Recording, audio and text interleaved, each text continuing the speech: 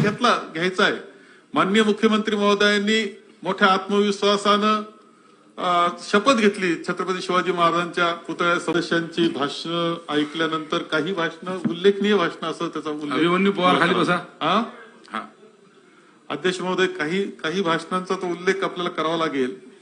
विशेषतः आपण जर पाहिलं असेल ते माननीय पृथ्वीराज चव्हाण साहेबांचं भाषण, हे जर आपण पूर्ण डॉक्युमेंट म्हणून जरी पाहिलं, आपण सदस्यांना वाटलं की मराठा आरक्षण हा विषय कसा आहे आणि तो आपल्याला समजून घ्यायचा आहे, तर याचं बेसिक डॉक्युमेंट तयार करायचं असेल तर त्याचा प्रिंट आउट आपल्याकडे ठेवला पाहिजे, अशा मताचा मी आहे। अत्यंत निरपेक्ष पद्धतीनं मांडणी त्यांनी केलेली आहे, अत्यंत स्पष्टता आहे त्यांच्या याच्यामध्ये, बिनचूकता ठेवण्याचा प्रयत्न त्यांनी बिलकुल पद्धतीने केलेला आहे।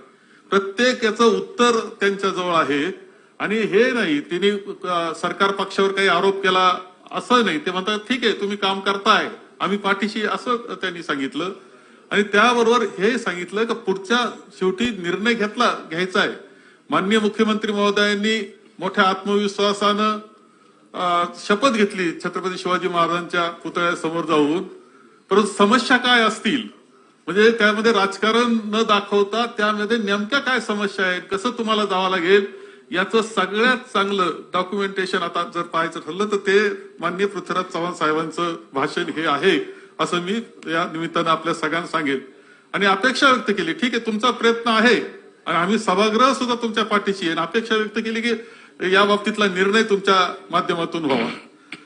अध्यक्ष महोदय, अनेक भाषणं फार छान पद्धतीने झाले। भास्करराव जाधवांचं भाषण सुद्धा मराठा समाजामध्ये काय परिस्थिती नेमकी, मोठा समाज आपण म्हणतो, मोठी माणसं आपण म्हणतो, त्याचा इतिहास काय आहे, कशा लढाया ते करत होते आणि त्या लढायांनंतर कसं शेवटी त्यांचं जीवन गुजराण चालायची, ती लढाईवर चालायची, हे त्यांनी फार छान पद्धतीनं सांगितलं। असं माझं मत असं आहे की अनेक अशी सुंदर भाषणं या निमित्तानं झालेली आहेत। आणि अध्यक्ष महोदय, यामध्ये एक सूत्र मात्र सगळ्यांनी ठेवण्याचा प्रयत्न केलेला आहे की मराठा समाजाला आरक्षण मिळालं पाहिजे, फक्त ओबीसीला कोणताही त्यांच्या आरक्षणाला धक्का न लावता आपण ते आरक्षण द्यावं ही अपेक्षा व्यक्त केली आहे, ती सुद्धा वावगी नाही। आणि सभागृह पूर्णपणे त्या पद्धतीनं सरकारच्या पाठीशी उभं राहण्याकरता तयारी। अध्यक्ष महोदय, मी आपल्याला या निमित्तानं सांगेल, मी जास्त बोलणार नाही, जे चर्चा झाली आहे त्या मुद्द्याला मी टाळण्याचा प्रयत्न करीन। परंतु मी सदस्य होतो 2014 पर्यंत, माननीय नारायणराव राणे यांच्या अध्यक्षतेखाली समिती होती, तिचा सदस्य मी होतो। महाराष्ट्रभर आम्ही गेलो, लोकांचं म्हणणे ऐकून घेतले, सर्वेक्षणाचं केलं, त्यानंतर 16% आरक्षण मराठा समाजाला दिलं आणि त्याचबरोबर मुस्लिम समाजाला सुद्धा आरक्षण ऑर्डिनन्स काढून, अध्यादेश काढून ते देण्यात आलं। आता त्यानंतर ज्यावेळेस सत्ता बदल झाल्यानंतर तो अध्यादेश रद्द होणं किंवा त्यानंतर पुन्हा अध्यादेश 102 घटना दुरुस्ती, 105 घटना दुरुस्ती, त्यामध्ये उच्च न्यायालय, ह्या सगळ्या गोष्टी मी आता सांगत नाही कारण त्या यापूर्वी सुद्धा सर्वांच्या आलेल्या आहेत। परंतु त्यावेळेस सरकार 19 साली पुन्हा आलं माननीय उद्धवजींचं, त्यावेळेस सर्वोच्च न्यायालयामध्ये त्याला स्थगिती मिळाली, परंतु पुन्हा एक समिती झाली आणि माननीय अशोकराव चव्हाण यांच्या नेतृत्वाखालची ती समिती, मी सांगतो त्या समितीचा मी सदस्य होतो, तसे माननीय मुख्यमंत्री सुद्धा सदस्य होते। आम्ही अत्यंत काळजीपूर्वक जात होतो, सातत्यानं संपर्क निर्णय संघटनांशी होता, त्यांच्याशी बोलत होतो, सुप्रीम कोर्टाच्या वकिलांशी सुद्धा सातत्यानं चर्चा होती।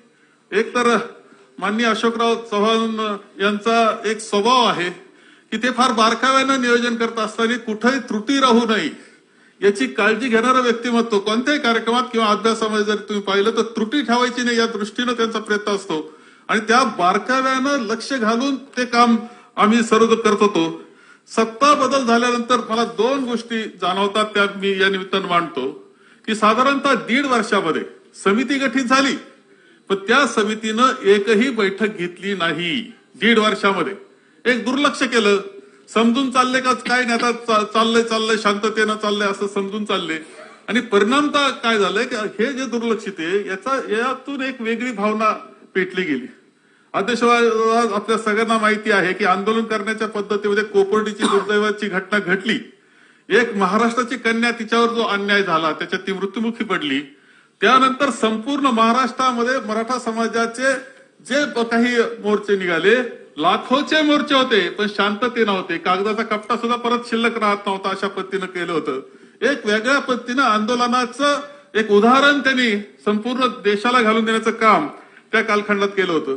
आता पुन्हा आंदोलन सुरू झालं, ज्यावेळेस 1.5 वर्ष काही चर्चा नाही म्हटल्यानंतर जर संपर्क ठेवला असता, चर्चा ठेवली असती, काहीतरी काय करतो हे जर दाखवत गेलं असतं, तर कुणीतरी आपलं विचारतंय, काळजी घेते असं वाटलं असतं. दुर्दैवानं ते घडलं नाही. आणि जे आंदोलन सुरू झालं आंतरवली गावामध्ये, त्यातून दुसरी गोष्ट एक दिसते की तिथलं जे आंदोलन चाललं होतं त्याच्यावर तो लाठीचार्ज किंवा रबराच्या गोळ्या मारल्या गेल्या किंवा त्याच्यात किती जखमी माणसं व्हावेत, महिला जखमी झाली, मुलं जखमी झाले, त्याच्यात पोलिस जखमी झाले. परंतु सुरुवात कुणी केली हा खरा महत्वाचा कळीचा मुद्दा त्यामध्ये आहेच. आणि हा अशा पद्धतीनं तिथे जो काही लाठीचार्ज किंवा हल्ला जो संपूर्णपणे झालं, सर्वसामान्य माणसाला जे जखमी व्हावं लागलं, त्याचा परिणाम एक उद्रेक पुन्हा एकदा झालेला आपल्या सगळ्यांना दिसतो. आणि त्याच्यातून मनोज जरांगे पाटील यांचं नेतृत्व पुढे आलं. खरं जे अनेक वर्ष आंदोलन करणारं अशा प्रकारचं ते व्यक्तिमत्व आहे. संपूर्णपणे आरक्षणाकरता वाहून घेतलेलं अशा प्रकारचं व्यक्तिमत्व त्यांचं आहे. ही स्थिती आहे त्या जी मराठा समाजातल्या युवकांची जी स्थिती आहे. दुर्दैवानं वस्तुस्थितीच आहे की आजही ज्या वेळेस आपण पाहतो की एखाद्या सैन्याची 1000ची भरती असली तर लाखभर येतात. तुम्ही पाहाल त्यात मराठा समाजाचे तरुण मोठ्या प्रमाणात असतात. 1000ची पोलीसची भरती असेल तरी लाखभर येतात, त्यामध्ये मराठा समाजाची तरुणाची मोठ्या प्रमाणात संख्या असते. आणि एवढे 1000-2000 भरल्यानंतर हजारोनं पुन्हा गावाकडे जातात. त्यांची ती अस्वस्थता आपल्याला विसरून चालणार नाही. आज त्यांच्याकडे काही करण्याची तयारी, त्यांची देशाकरता बलिदान करण्याची तयारी असणारे, सैन्यात जाण्याकरता तयार असणारे सुद्धा हजारो तरुण आहे, तर संधीच काम करण्याची नाही. ही किती दुर्दैवाची गोष्ट आहे. आणि एकंदर अर्थव्यवस्था जी शेतीची झालेली आहे ते वेगळं सांगण्याची आवश्यकता नाही. कठीण परिस्थितीतून सगळा ग्रामीण भाग जात असतो.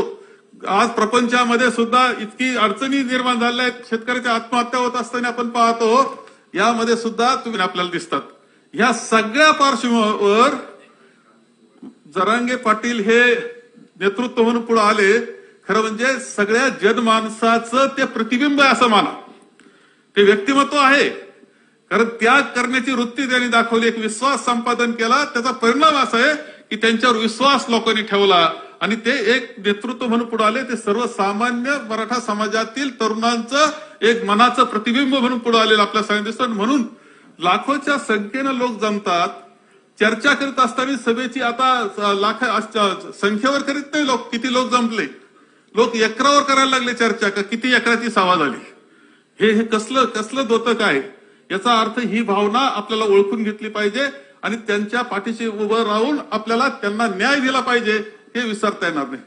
दुर्दैवाची गोष्ट अशी झाली की त्यामध्ये पुन्हा ओबीसीचा विषय हा पुढे आला. खरं म्हणजे इथे सगळ्या सभागृहात मांडत असताना सुद्धा मराठा समाजाच्या युवकाला न्याय मिळाला पाहिजे. आज त्याला वाटतं की माझ्याकडे मजल मार्क आहेत 90%, पण 60%वाला मात्र तो नोकरी घेतो, प्रवेश घेतो, ऍडमिशन घेतो, मला मात्र मिळत नाही. ही जी आहे ना भावना, ही दूर करण्याची आवश्यकता आहे. कशा पद्धतीने करायचं ते पाहावं लागेल आपल्याला. तो निर्णय सरकारला घ्यावा लागेल. परंतु त्याचा अर्थ असा नाही की ओबीसी समाजात सुद्धा हे वेगळे नाहीतच. खरं सांगतो हे फरक नाही यांच्यामध्ये. त्यांची अर्थव्यवस्था अशा त्या अर्थव्यवस्थेतले त्याच अर्थव्यवस्थेतले मराठा समाज. तर हे त्या निर्णयापासून फायद्यापासून काय जे 2-4 गोष्टीचा मदत होत असेल त्याच्यापासून दूर का राहायचं, त्याला दूर का ठेवायचा हा प्रश्न राहतो. देशामध्ये या निमित्ताने मी सांगेल की खरं ओबीसी आणि असा वाद बिलकुल होणं आवश्यक नाही. तो करण्याचा प्रयत्न सुद्धा कुणी करू नये. तो करण्याचा प्रयत्न नाही. महाराष्ट्र हे कायम हे पुरोगामी विचाराचं राहिलंय, समतेच्या विचाराचं राहिलंय. आपण देशाला समतेच्या विचाराची नेतृत्व दिलेले आपण आहोत महाराष्ट्र. त्या महाराष्ट्रामध्ये जातीवाद आणि धर्मवाद करणं बिलकुल योग्य होणार नाही. अध्यक्ष सहज सांगेल आपल्याला की आपल्याला विचार दिला समाज सुधारकांनी, तसाच विचार दिला आपल्या संतांनी. आणि संतांची नामावली पाहत असताना दिसतं की संत ज्ञानेश्वर, संत नामदेव, संत चोखामेळा, संत तुकाराम त्यांच्या काळाप्रमाणे मी सहज लिहिलं. संत गोरोबा कुंभार, संत निळोबा, संत सावतामाळी, संत जनाबाई, संत एकनाथ, संत रोहिदास, संत नरहरी सोनार, हे संत पहा ना सगळे. हे सगळ्या समाजातून आलेले महाराष्ट्रातले. सगळ्यांचा विचार हा मानवतेचा विचार त्यांनी सांगितला. कधी असं जातीचा भेद सांगितला नाही. हा विचार जो आहे आपला, ही जी संस्कृती महाराष्ट्राची आहे ती आपण टिकवलीच पाहिजे, जपली पाहिजे, वाढवली पाहिजे. तिचा भेद करण्याचा प्रयत्न कुणी करू नये. आणि जनमानसाने सुद्धा कुणी केला प्रयत्न तरी तो मानू नये, या मताचा मी आहे. आपली जी एकात्मता आहे ती अत्यंत महत्वाची आहे आणि तीच घेऊन पुढे गेलं पाहिजे या मताचं. आणि म्हणून आता विषय आहे तो मराठा समाजाला आरक्षण देण्याचा. मान्य मुख्यमंत्री, सरकार, या बाबतीत आपण ज्या ज्या बैठका झाल्या त्या बैठकांना मी होतो सर्वपक्षीय. सगळ्या बैठकांमध्ये आम्ही सांगितलं की आम्ही तुमच्या पाठीशी आहोत. तुम्ही जो प्रामाणिकपणे प्रयत्न कराल त्या प्रयत्नाच्या पाठीशी आम्ही आहोत.